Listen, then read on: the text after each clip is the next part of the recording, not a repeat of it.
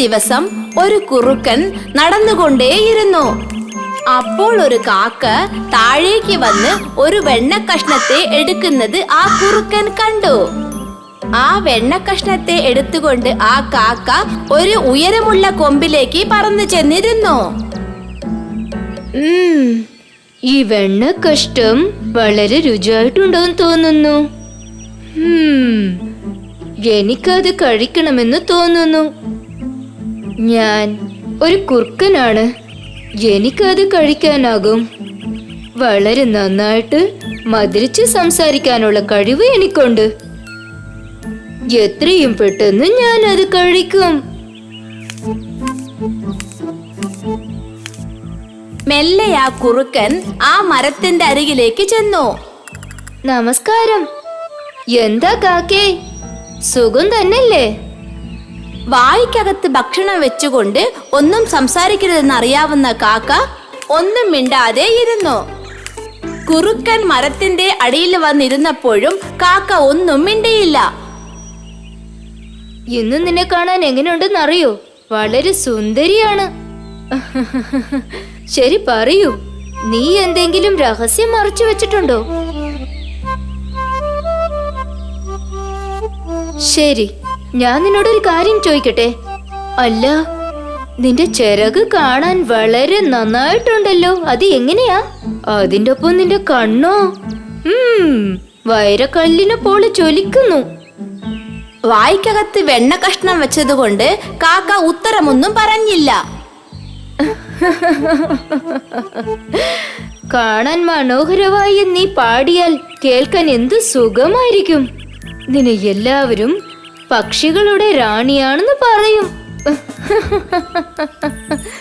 കുറുക്കന്റെ മധുരമുള്ള സംസാരത്തിൽ മയങ്ങിയ കാക്ക താൻ പക്ഷികളുടെ റാണിയാണെന്നങ്ങ് വിചാരിച്ചു. ഉടനെ തന്നെ കാക്ക വായി തുറന്നങ്ങ് പാടാൻ ആരംഭിച്ചു.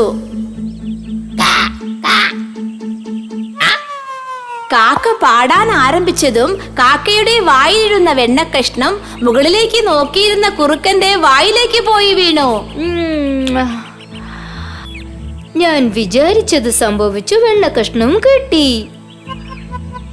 അപ്പോഴാ കുറുക്കൻ സങ്കടത്തോടെ മരത്തിന്റെ കൊമ്പിലിരുന്ന കാക്കയെ നോക്കി. ദൈവമേ, വെണ്ണക്കഷ്ണം താഴെ വീണല്ലോ. അതും ആ കുറുക്കന്റെ വായി തന്നെ പോയി വീണു. കഷ്ടായി. എടാ കുറുക്ക, വെണ്ണതാടാ? തീർച്ചയായും ഇല്ല. ഇതൊക്കെ തന്ത്രങ്ങളാ. വിഡ്ഢിക്കാക്കയെ, മരത്തിന്റെ മുകളിൽ ഇരിക്കുന്ന നിനക്ക് സമാധാനം കിട്ടി. താഴെ നിൽക്കുന്ന എനിക്ക് വെണ്ണ കഷ്ണം കിട്ടി. എന്ത് രുചിയാന്നറിയോ?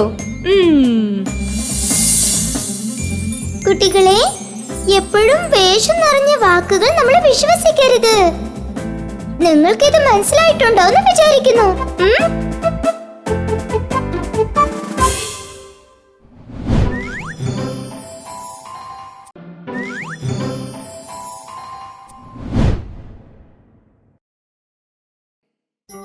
പണ്ടൊരു ഗ്രാമത്തിൽ വലിയ ബലശാലിയായ ഒരു കാളയുണ്ടായിരുന്നു. അതിന് സദാസമയവും ചുറ്റിക്കറങ്ങാനാണ് ഇഷ്ടം. ഒരിക്കൽ അത് നടന്ന് ഗ്രാമത്തിനു പുറത്തുള്ള കാട്ടിലെത്തിച്ചേർന്നു. നാലുപാടും നോക്കിക്കണ്ട ശേഷം കാള വീട്ടിലേക്ക് തിരിച്ചുപോയി. തിരിച്ചുപോയത് മറ്റൊന്നും കൊണ്ടല്ല, അതിന്റെ ശരീരഭാരം കുറഞ്ഞു പോയതുകൊണ്ടായിരുന്നു. അത് മുഴുവൻ നേരവും കാട്ടിൽ ചെലവഴിച്ചു. ഒരിക്കൽ കാള കാട്ടിലൂടെ അലഞ്ഞു തിരിഞ്ഞു നടക്കുമ്പോൾ ഒരു കുളത്തിനരികിൽ ധാരാളം ചെടികളും പച്ചപ്പുല്ലും ഉള്ളത് കണ്ടു. കാള സന്തോഷത്തോടെ അവിടെ പുല്ലുമേഞ്ഞ് വയറ് നിറച്ചു. വയറ് നിറഞ്ഞപ്പോൾ കാള സന്തോഷം കൊണ്ട് മുക്കറയിട്ടു. അതേസമയം കാട്ടുരാജാവായ സിംഹം ആ കുളത്തിലേക്ക് വരികയായിരുന്നു. കാള മുക്കറയിടുന്ന ശബ്ദം കാട്ടിലെങ്ങും അലയടിച്ചു. ഈ ശബ്ദം കേട്ട സിംഹത്തിന് പേടി തോന്നി. അത് വിചാരിച്ചു, ഏതോ വലിയ വിചിത്ര ജന്തു ഇവിടെ അടുത്ത് ഒളിച്ചിരിക്കുന്നുണ്ടെന്ന് തോന്നുന്നു. അത് ബലശാലിയായതുകൊണ്ടാണ് ഇത്രയും വലിയ ശബ്ദമുണ്ടാക്കാൻ കഴിയുന്നത്. അതെന്റെ നേർക്ക് വരുന്നതിന് മുമ്പ് ഞാൻ രക്ഷപ്പെടുന്നതാവും നല്ലത്. പേടിച്ചരണ്ട സിംഹം വെള്ളം പോലും കുടിക്കാൻ നിൽക്കാതെ അവിടെ നിന്നും ഓടിപ്പോയി. സിംഹം ഇങ്ങനെ പേടിച്ചോടുന്ന രംഗം 2 കുറുക്കന്മാർ കാണാനിടയായി. ശക്തിശാലിയായ സിംഹം എന്തിനെയോ കണ്ട് പേടിച്ചിരിക്കുകയാണെന്ന് അവയ്ക്ക് മനസ്സിലായി. നമ്മുടെ ശക്തനായ രാജാവ് എന്തോ കണ്ട് പേടിച്ചെന്ന് തോന്നുന്നു. ദാഹിച്ച വെള്ളം പോലും കുടിക്കാതെയാണ് രാജാവ് തിരിച്ചോടുന്നത്. നീ പറഞ്ഞത് ശരിയാ. സിംഹത്തിനെ ബുദ്ധിശക്തി കൊണ്ട് തോൽപ്പിക്കാൻ ഇത് നമുക്ക് നല്ലൊരു അവസരമാണ്. ഈ അവസരം ശരിക്കും ഉപയോഗിച്ചാൽ നമുക്ക് മന്ത്രിപദം കിട്ടും. അതെ, അതും ശരിയാണ്. അതിനുള്ള പദ്ധതിയും ഞാൻ ആവിഷ്കരിച്ചു കഴിഞ്ഞു. കാത്തിരുന്ന് കാണാം. ഇത്രയും പറഞ്ഞിട്ട് കുറുക്കന്മാർ സിംഹത്തെ കാണാൻ ചെന്നു. കുറുക്കന്മാർ സിംഹത്തിന്റെ ഗുഹയിലെത്തിയപ്പോൾ പേടിച്ചരണ്ട് ശ്വാസം പിടിച്ച് തന്റെ സിംഹാസനത്തിലിരിക്കുന്ന സിംഹത്തിനെയാണ് കണ്ടത്. കുറുക്കന്മാർ രാജാവിനെ വണങ്ങിയ ശേഷം ഇങ്ങനെ പറഞ്ഞു: മഹാരാജാവേ, ഞാൻ അങ്ങയുടെ എളിയ ദാസനാണ്. അങ്ങ് അനുവദിക്കുമെങ്കിൽ എനിക്ക് അങ്ങയോടൊരു ചോദ്യം ചോദിക്കാനുണ്ടായിരുന്നു. പറയൂ കുറുക്ക, പറഞ്ഞോളൂ. എന്നിൽ നിന്നും എന്താണ് അറിയേണ്ടത്? തിരുമനസേ, അങ്ങ് ധീരശൂര പരാക്രമിയാണ്. എന്നിട്ട് പോലും കുളത്തിൽ നിന്നൊരു തുള്ളി വെള്ളം പോലും കുടിക്കാതെ അങ്ങ് ഓടിപ്പോകുന്നത് കുറച്ചു മുമ്പ് ഞാൻ കണ്ടു. അങ്ങ് ആരെയോ കണ്ട് പേടിച്ചുവെന്ന് കരുതിയാൽ അത് തെറ്റാവുമോ? ശരിയാണ്, ഞാൻ പേടിച്ചു എന്ന് നിങ്ങൾ കരുതിയത് ശരിയാണ്. ഞാൻ കുളത്തിൽ നിന്നും വെള്ളം കുടിക്കാൻ തുടങ്ങിയപ്പോൾ ഇന്ന് വരെ കേട്ടിട്ടില്ലാത്ത തരത്തിലൊരു ഭയങ്കര അലർച്ച കേട്ടു. ജീവിതത്തിൽ ഇന്ന് വരെ ഇതുപോലൊരു വിചിത്ര ശബ്ദം ഞാൻ കേട്ടിട്ടില്ല. ഏതോ ഒരു ജന്തു നമ്മുടെ കാട്ടിലെത്തിയിരിക്കുന്നു. ഓഹോ, ആ ഭയങ്കര അലർച്ച, അത് ഞാനും കേട്ടിരുന്നു പ്രഭോ. അതൊരു വലിയ കാളയായിരുന്നു. ഒന്നും പേടിക്കണ്ട, അതിനെ ഞാൻ ഇവിടെ കൊണ്ടുവന്ന് കാണിച്ചു തരാം.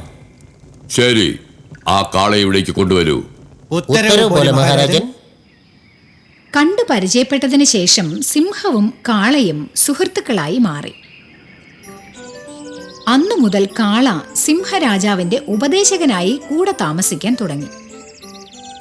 കാള സിംഹത്തിന്റെ വിശ്വസ്തനായ ഉപദേശകനായി മാറിയത് കുറുക്കന്മാർ ദൂരെ നിന്നും വീക്ഷിക്കുന്നുണ്ടായിരുന്നു. കുറുക്കന്മാർക്ക് അസൂയ തോന്നി. അവർ ഒരു ദുഷ്ടത നിറഞ്ഞ പദ്ധതി തയ്യാറാക്കി.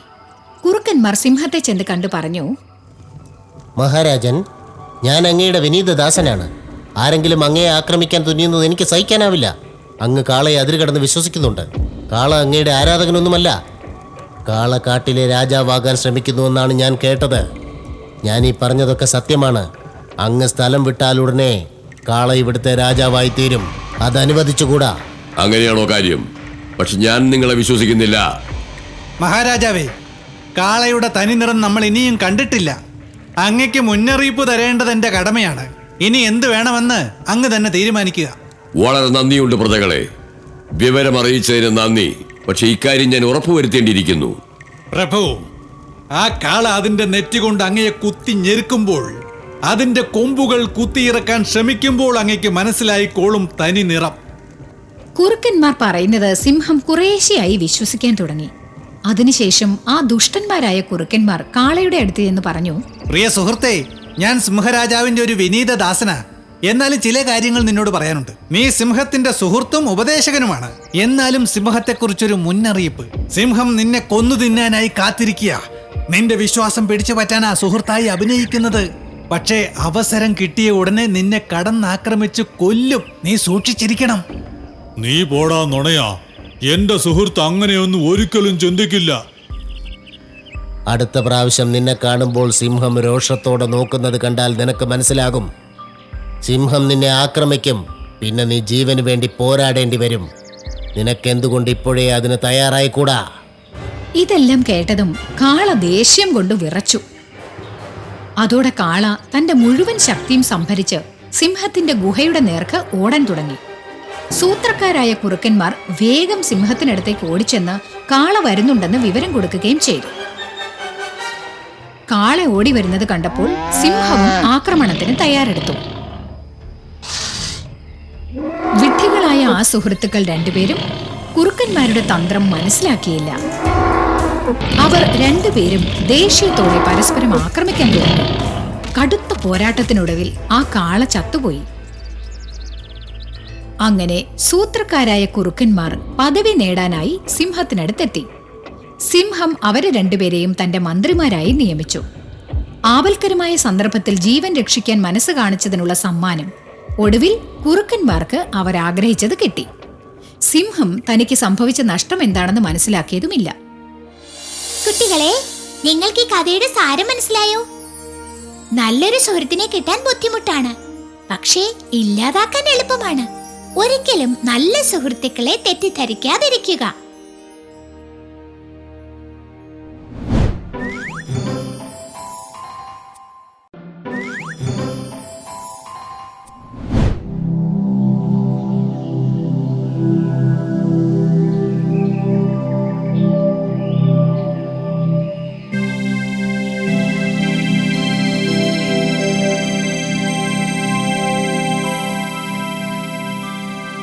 പണ്ട് പണ്ട് കാട്ടിനരികിലെ ഗുഹയിൽ കുറെ ആടുകൾ താമസിച്ചിരുന്നു. ദിവസവും പുലർച്ചെ മേച്ചിൽ സ്ഥലത്ത് ചെന്ന് വയറു നിറയെ പുല്ല് തിന്നും. ഗുഹയുടെ അടുത്ത് തന്നെ നല്ല പച്ച പുല്ല് നിറഞ്ഞു നിൽക്കുന്ന മേച്ചിൽ സ്ഥലം ഉണ്ടായിരുന്നു. വർഷം മുഴുവനും ആടുകൾക്ക് വേണ്ടത്ര പുല്ല് ആ സ്ഥലത്തുണ്ടായിരുന്നു.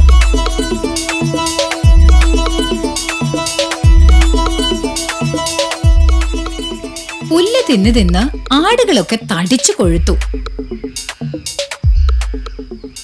ഒരു ദിവസം ഒരു കുറുക്കനും ഭാര്യയും മേച്ചിൽ സ്ഥലത്തിനടുത്തെത്തി. കഴിഞ്ഞ 2 ദിവസമായി അവർക്ക് തിന്നാൻ ഒന്നും കിട്ടിയിരുന്നില്ല. അപ്പോഴാണ് പുല്ലുമേയുന്ന ആടുകളെ അവർ കണ്ടത്. ആടുകളെ കണ്ടതും അവർക്ക് വളരെ സന്തോഷമായി. ആൺകുറുക്കൻ ആടിനെ പിടിക്കാനായി പുറപ്പെട്ടു. പക്ഷെ കുറുക്കന്റെ ഭാര്യ അതിനെ തടഞ്ഞു. ആടുകളെ പിടിക്കാൻ തിരക്ക് കൂട്ടാതെ, നമ്മളിവിടെ ഉണ്ടെന്നറിഞ്ഞാൽ ആടുകൾ ഓടിപ്പോവും. ഏതെങ്കിലും ഒരാട് ഇതിലേ വരുന്നത് വരെ നമുക്ക് ഇവിടെ തന്നെ കാത്തു നിൽക്കാം. ആടുകൾ ഓരോന്നിനെയായി കൊല്ലാൻ എളുപ്പമായിരിക്കും. ദിവസവും ഒരെണ്ണത്തിനെ പിടിച്ചാൽ മതി. അത് തന്നെ ഒരുപാട് ദിവസം തിന്നാനുണ്ടാകും. അതൊരു നല്ല ആശയമാണെന്ന് ആൺകുറുക്കനും സമ്മതിച്ചു. രണ്ടുപേരും വഴിയരികിലെ കുറ്റിക്കാട്ടിൽ ഒളിച്ചിരുന്നു.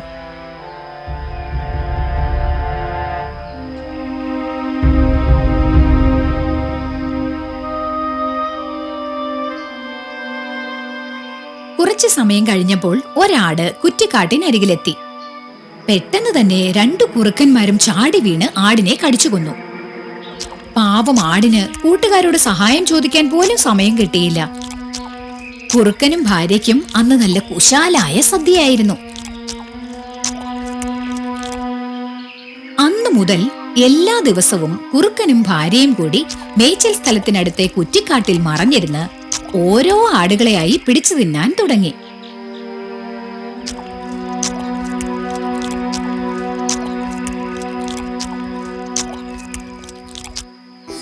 പതുക്കെ പതുക്കെ ആടുകളുടെ എണ്ണം കുറഞ്ഞു വന്നു.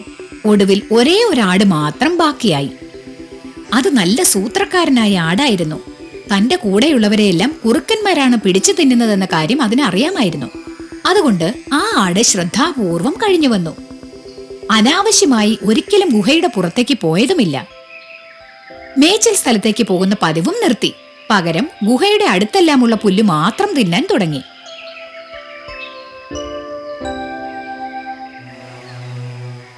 അതേസമയം കുറുക്കനും ഭാര്യയും വിചാരിച്ചു ഇനി ആടുകളൊന്നും ബാക്കി ഉണ്ടാവില്ലെന്ന്. അതുകൊണ്ട് ആ സ്ഥലത്ത് നിന്നും മറ്റെവിടേക്കെങ്കിലും പോകാൻ അവർ തീരുമാനിച്ചു. അങ്ങനെ പോയിക്കൊണ്ടിരിക്കുമ്പോഴാണ് ഗുഹയുടെ അരികിൽ പുല്ലുമേയുന്ന ആടിനെ അവർ കണ്ടത്.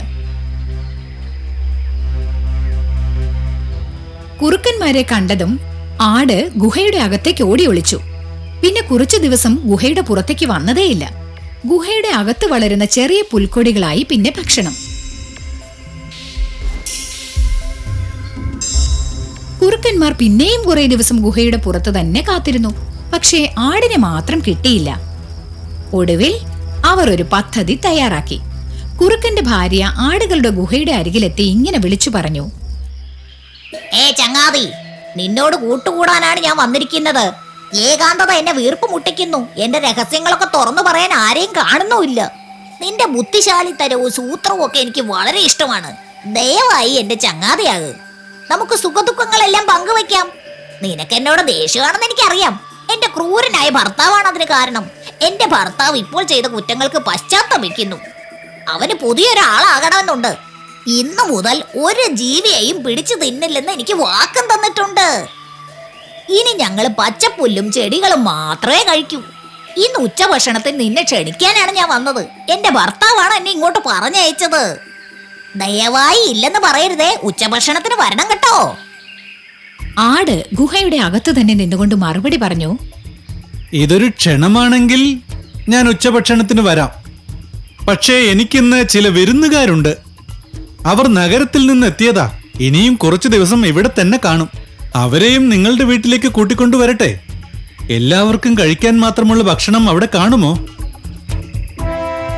കുറുക്കന്റെ ഭാര്യ വിചാരിച്ചു വിരുന്നുകാരും ആടുകൾ തന്നെ ആവുമെന്ന്. അവൾ ചോദിച്ചു, ആരാണ് നിന്റെ വിരുന്നുകാര്? എത്ര പേരുണ്ടാവും? എന്റെ വല്യമ്മയുടെ മക്കളാ, നായ്ക്കള്. ഒരു 100-100 എണ്ണം കാണുമായിരിക്കും. നായ്ക്കൾ എന്ന് കേട്ടതും കുറുക്കന്മാർ രണ്ടുപേരും പേടിച്ചു വിറച്ചുപോയി.